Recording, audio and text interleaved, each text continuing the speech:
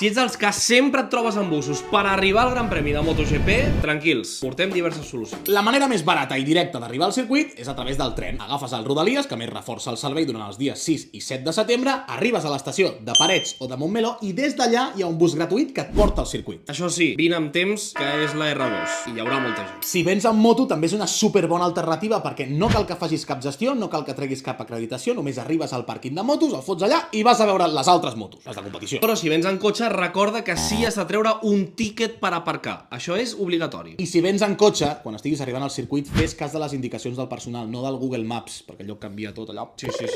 I si no vols venir ni en Rodalies, ni en cotxe, ni en moto, que sàpigues que tenen un servei d'autobusos des de l'estació del nord, però cal comprar un tíquet i també hi ha una altra parada des de Lloret, una mica més lluny, però escolta, hi ha molta gent que ve des de la costa. I va directe al circuit, per tant no cal, tu seus allà i arribes com un senyor. Però compra el tíquet. Sí, suposem que ja tens la teva entrada i per això estàs veient aquest vídeo de tips per arribar al circuit. Si no tens la teva entrada, circuitcat.com, espavila! Jo no sé si queda alguna. És que s'estira el temps a sobre. Mare de Déu senyor, la gestió, tu.